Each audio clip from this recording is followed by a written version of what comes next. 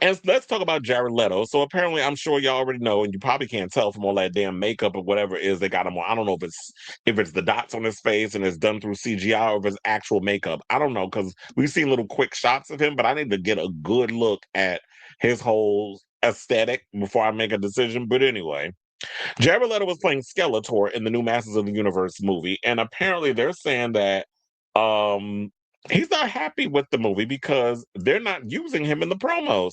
And my thing is this: nobody knows it's you, sir. So what's the point?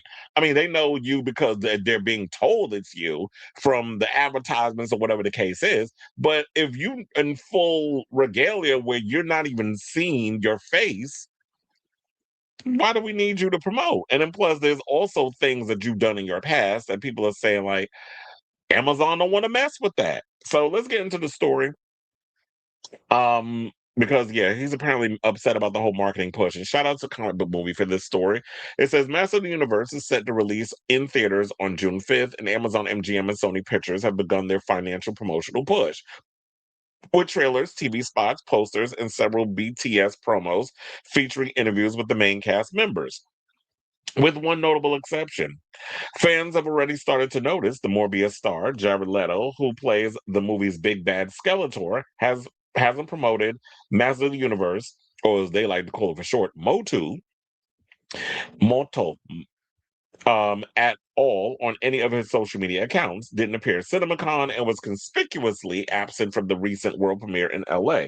Sidebar, I definitely love that whole design that they did um with the LA premiere where they had the giant castle gray skull outside and everybody was going in. And then I saw a guy's YouTube video where he was like he got invited to go to the premiere and he was holding the sword and doing like these little video shots and everything. And then he got to um he got to ride Cringer.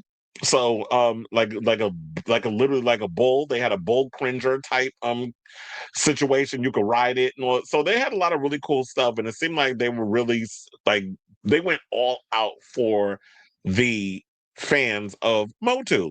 I also like the idea that they're leaning more into the camp aspect and everything.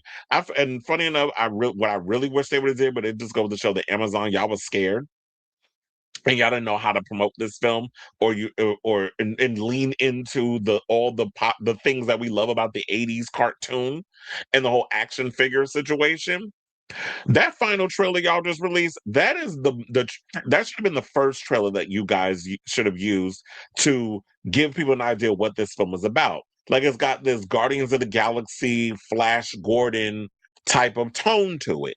And two movies I love Guardians of the Galaxy. Say what you want about Chris Pratt, but I love the movie because it's James Gunn and it's got that whole, it's got that whole 80s rocker type vibe to it, but it's colorful, it's loud, it's rock and roll, it's fun. And it's kind of that was the same thing we got from Flash Gordon. I love Flash Gordon. Ball worms, where's ball worms? I love that freaking movie. I even own it. It's so campy. It's so colorful. It's so crazy. And that Queen soundtrack. And on top, speaking of Queen, what I also love about this movie is that they got Brian May to do the music, who was a guitarist from Queen. So Brian May is a part of working on the music for the film, and everybody's saying the soundtrack is awesome. I haven't heard it yet.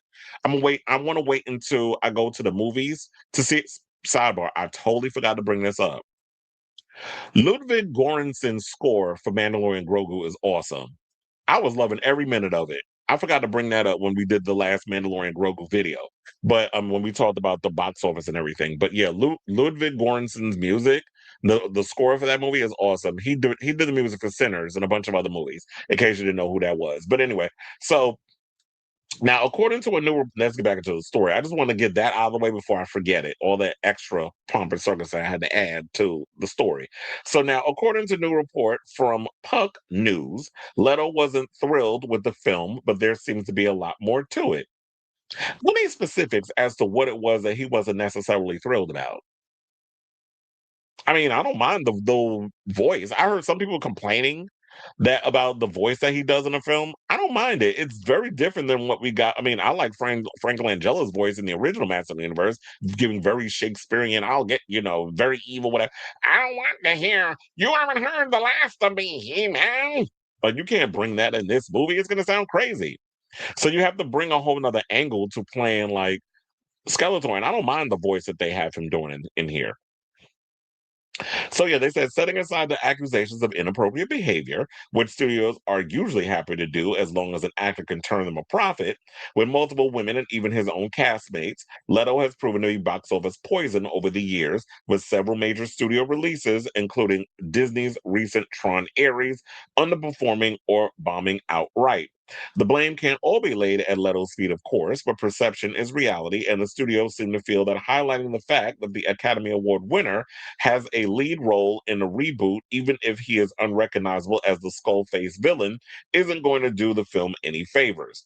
Now, early opening weekend box office tracking for Motu is in the $25 to $35 million range, which really wouldn't be a great start for a movie with a reported production budget of 175 million. Perhaps having Leto promote the movie is simply a risk Amazon and Sony would rather not take. Still, early reactions were mostly very positive. Funnily enough, Leto Skeletor is said to be a highlight. So, Masters of the Universe could wind up exceeding the expectations. So, I'm actually looking forward to this movie. Travis Knight, I'm a real big fan of his. He was the only reason why I was having high hopes for Motu because Travis Knight, what he did with Kubo and the Two Strings, what he also did with what was the other movie he did? Bumblebee. When he did that film, I liked it. Like that was out of since, and I told her this the last time. Since the first Transformers, Bumblebee was one of the best Transformers movies to come out of the franchise because not only they have great action sequences, but it also had heart. And it's like if you know what you're getting when you watch this movie, you give it a little heart, if you ground it, if you do all these other things, people will come and watch this movie. And I definitely have high hopes for Motu when it comes out.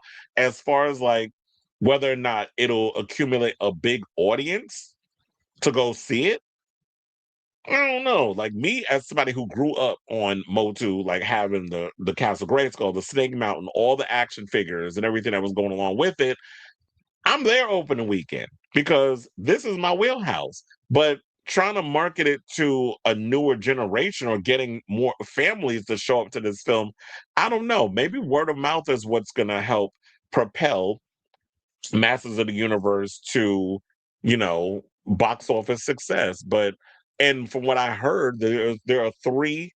There's a pre credit scene. There's three credit scenes in the film. A pre-credit scene, a mid-credit scene, a post-credit scene. So that's why I'm hearing like we got to stay for all of those. And from what I heard, like all the credit scenes, they fit, they make sense, and hopefully, if this movie does well, and I'm hoping one of them has to be an appearance of She-Ra. Um, or setting it up for the next film, that this will be a way that it will launch a franchise for this thing. Because Master of the Universe, I know some people are like, well, it's too little too late. Who is this movie for? Yeah, it's for a certain generation that grew up on it. But outside of that, I don't think enough people care.